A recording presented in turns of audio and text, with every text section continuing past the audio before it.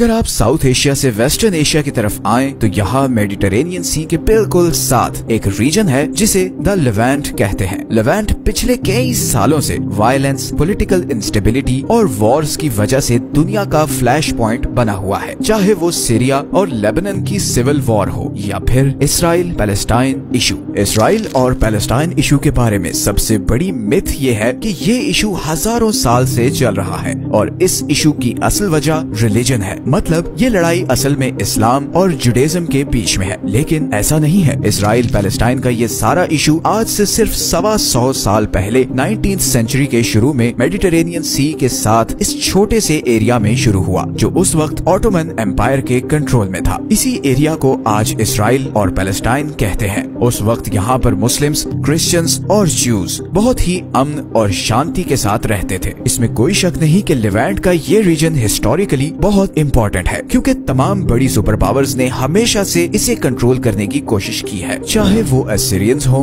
Babylonians हो, Persians हो, Romans हो, इस्लामिक अरब कैलिफेट हो, क्रूसेडर्स हो, अयूबी डायनेस्टी हो या फिर फाइनली ऑटोमन एम्पायर जिसने वर्ल्ड वॉर 1 की हार तक इस सारे एरिया को अपने कंट्रोल में रखा। सदियों की इन लड़ाइयों के बावजूद इस एरिया में रहने वाले लोगों के बीच आपस में कभी भी कोई बहुत ज्यादा टसल नहीं रही और आपस में इनके बड़े अच्छे रिलेशंस थे। इस एरिया में रहने वाले मेजॉरिटी लोग अरब थे, चाहे वो किसी भी रिलीजन से हो, मगर उनका कल्चर, ड्रेस और खाना पीना बाकी अरब कल्चर से डिफरेंट था और इसीलिए ये लोग अपने आप को अशाब अल फलस्तीनी मतलब द पीपल ऑफ पैलेस्टाइन कहते थे और इस सारे एरिया को फलस्तीन या पैलेस्टाइन कहा जाता था। 20th सेंचुरी के शुरू में इन फलस्तीनियों में एक सेंस ऑफ आइडेंटिटी पैदा हो चुकी थी। वो अब ऑटोमन एम्पायर के कंट्रोल से बाहर निकलना चाहते थे। वो चाहते थे कि उनकी एक इंडिपेंडेंट अरब स्टेट हो जिसको सिर्फ अरब्स कंट्रोल करते हो। उसी टाइम इधर यूरोप में बहुत से ज्यूज एक मूवमेंट को ज्वाइन कर रहे थे जिसका नाम था जायनिज्म। जायनिज्म के मुताबिक जुडाइज्म कोई रिलीजन नहीं बल्कि एक नेशनैलिटी का नाम है, जिसका मतलब ये था कि ज्यूज का अपना एक इंडिपेंडेंट कंट्री होना चाहिए, क्योंकि सदियों से उनके साथ स्पेशली यूरोप और रशिया में जो कुछ हुआ था